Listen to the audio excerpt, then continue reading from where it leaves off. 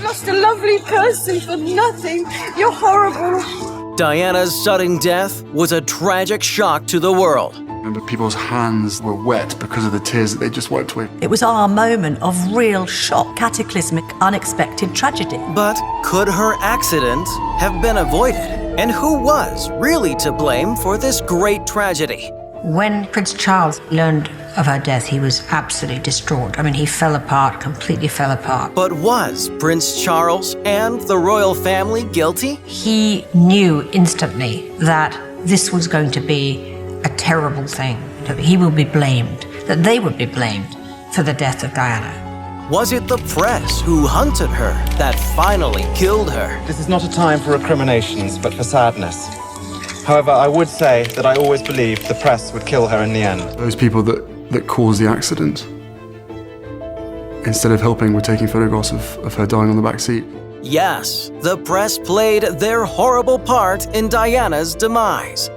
You helped to kill her. Not you, not you, but your profession. Don't you think that what you're doing is wrong? You've lost a lovely person for nothing. You're horrible.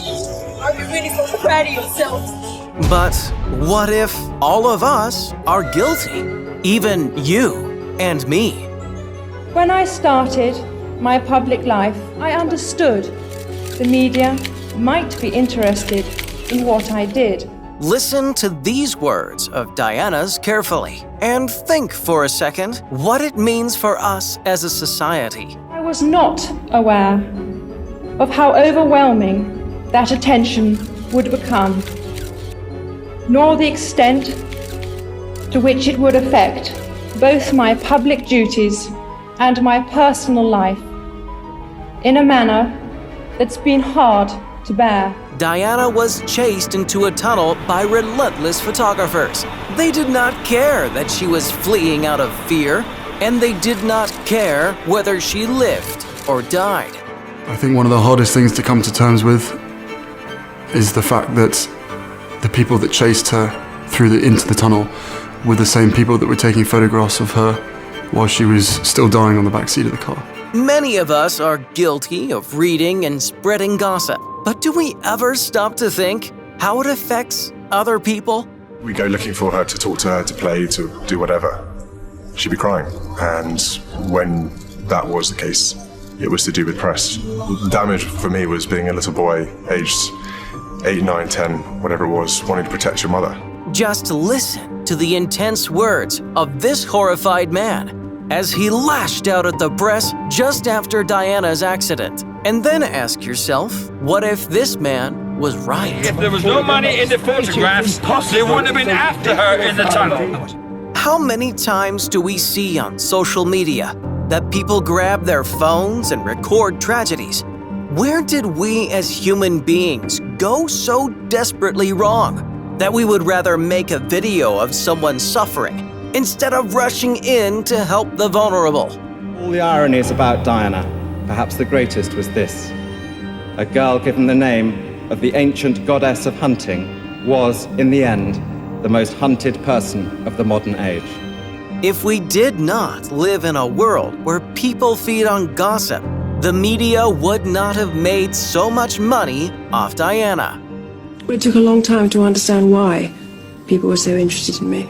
During the years, you see yourself as a good product that sits on a shelf and sells well. And people make a lot of money out of you.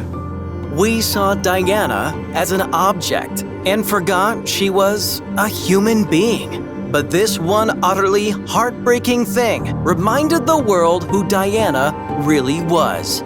It was the flowers on Diana's casket. The roses on the back that had come from the children, it was unbearable. It was unbearable. That brought it home to people that this wasn't this massive celebrity, this wasn't this princess. It was Mummy. It was a little boy's mother. William and Harry were just 15 and 12 at the time. The nightmare walk behind their mom's coffin still haunts them to this day. It was one of the hardest things I've ever done, was that walk. I felt like she was almost walking along beside us to get us through it. And for Harry, that nightmare is just as real today. For me, the thing I remember the most was the sound of the horses' hooves going along the pavement. along the Mall, the red brick road. By this point, both of us were in shock. So, who do we really blame for Diana's demise? Only the press? Or are we all to blame, in one way or another? Diana did not deserve to die, so young and in such a harsh way. We cannot change history or ever bring her back, but we can learn from our mistakes and cherish her memory. She was the people's princess, and that's how she will stay, how she will remain in our hearts and in our memories forever. As beautiful as her life was, so is the heartwarming symbolism of where Diana was finally laid to rest. Diana was buried on a small island in the middle of a lake. Her family chose the spot to allow her the seclusion and privacy that she was denied during her life. Maybe now, Diana is finally resting in peace. We can all play our part to change the world for the better. Next time you read a juicy piece of gossip, will you think twice before sharing negative or hurtful comments? Share this video today to avoid repeating the fatal mistake. In loving memory of Lady Diana.